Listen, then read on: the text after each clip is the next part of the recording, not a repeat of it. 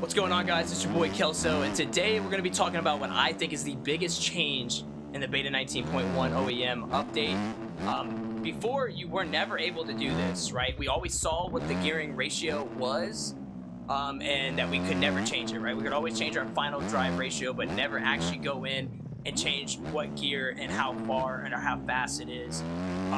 That's the biggest change that I think is what's, settling out certain dynamics of each bike, right? They all have their own power band and they're all like to the same maximum power band, but what changes it is their suspension and then how fast you can get that power like that to that power band, and that's through the gear ratio. So I think it was a W. It kind of went I guess undetected, and a lot of people are not understanding it, so I'm here to kind of go over it and tell you exactly what it means. But man, I gotta say, dude, right now it's got this Honda and or multiple bikes that I've been using actually dialed. A lot of people have been saying that the 250s are just too slow right now, but I really do think that's subject to change. Like, this right here should help you out to understand it. So let's go ahead and go into the settings real quick. If you head over to pit, excuse me, I am a little under the weather, and you go to drivetrain. So now, before we carry on, I don't know if I exactly explained this at the right time, but basically what I'm saying is where it says gears, 1331, 1529, 1626, all that stuff, when you change right or left, you're basically changing how much quicker you can get torque and or speed down to the ground. So that's exactly what basically turning left or right's going to do. You go down, the quicker the gear, shorter the gear is going to be, and the more RPM you're going to get into that bike at the time, whether it be in that gear. So now the OEM basically has made it to where second gear, you can either be longer out or shorter out. You can actually change it while running a certain drivetrain. I think 1149 is broken. You guys are going to hear me say it right now and yap about it, but I thought I'd just get that out of the way real quick. By default, you can see right now that my front sprocket and my rear sprocket is 1350. I like running 1149s. I feel like this is a lot of good RPM. Now, before I ran 1149 and I could not change this drivetrain, right? So it's kind of almost like I might bog in certain situations and I have to be okay with it. Here, what this allows you to do is actually able to change from where the stock gear is and whatever gear you want it to be and actually change it. So I changed down to a 1626, and that's the only thing I found within these few hours. I could probably get this bike 10 times more wicked. I could probably even drop this down to a 60 to where like I'm actually getting more power out of my third and fourth gear, which I might try for you guys right now. But I do think 1149 for any bike, I might be wrong about the Triumph. I'm still trying to figure that bike out. But 1149 for almost any 250 is actually pretty killer right now, and actually adjusting your gears. So for instance, if you don't want to be in a higher gear, you can come here and really work on your gearing and stay second gear everywhere, or you can go third. The reason why I stay in third to fourth is because it actually helps with your suspension and makes the bike more plush. So yeah, that's what all I've changed. This is something that you can really mess around with to get the bike to that maximum power band, right? Because if you go over to others, you already have the race mapping and standard. So you're getting that race power band, but it's about how to achieve that maximum power band the quickest. And I think that's what's going to be the meta, is trying to figure that out. So if you can figure out drivetrain and the race, from going to race, you're going to be amazing. Now, I'll go ahead and give you this setup if you guys are some Honda lovers out there, and I'll show you some gameplay of me riding this track since Ariel is tomorrow, as you guys will be seeing this video. But this is my setup so far. Let me go and take this off. I guess I'll keep it. The red is just basically default. But this is everything I have so far on this. I basically copied it from my old setup and did a few changes, but the drivetrain is the biggest thing that I have changed, and this is what I'm going to be testing out right now and showing you guys proof. But man, does this thing feel absolutely great.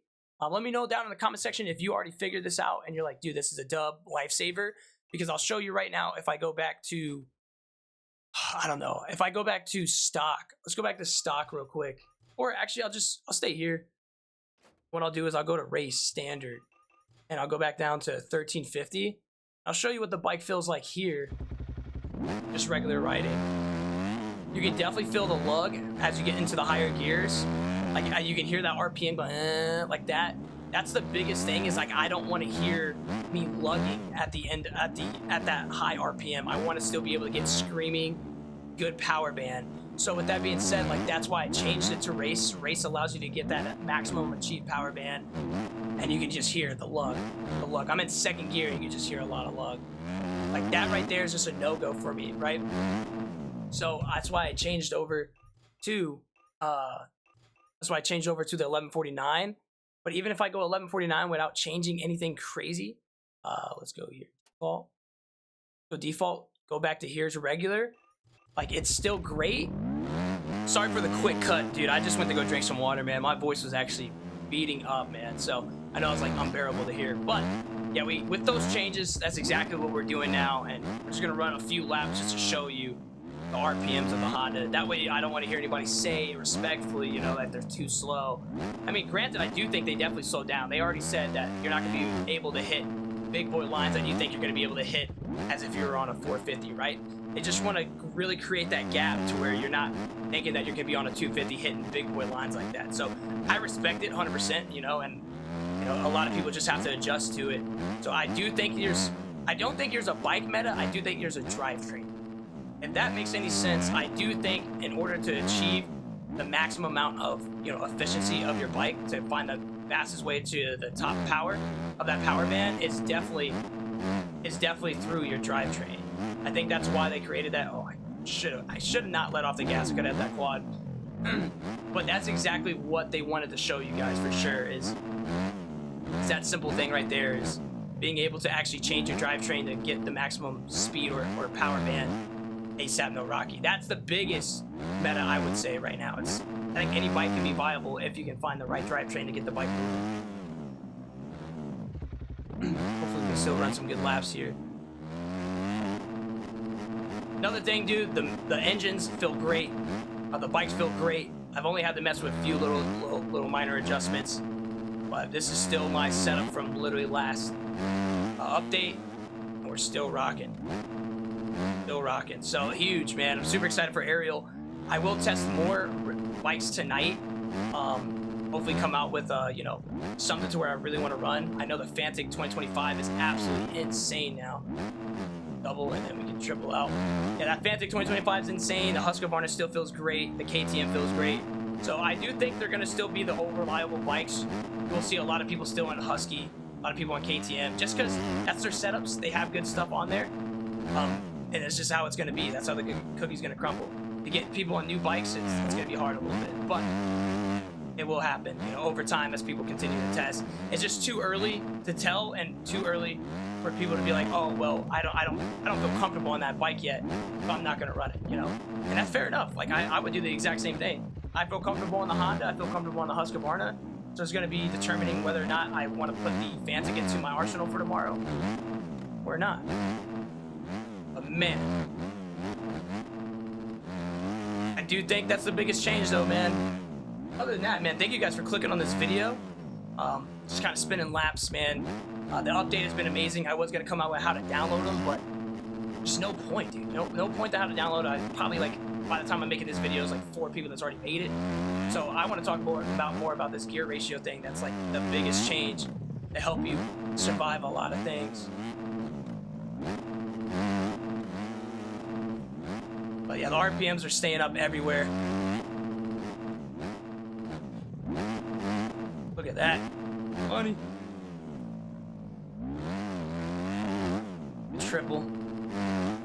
Yeah. Been cool knowing that a lot of my friends, they've been like messing with other bikes, trying to get everything dialed.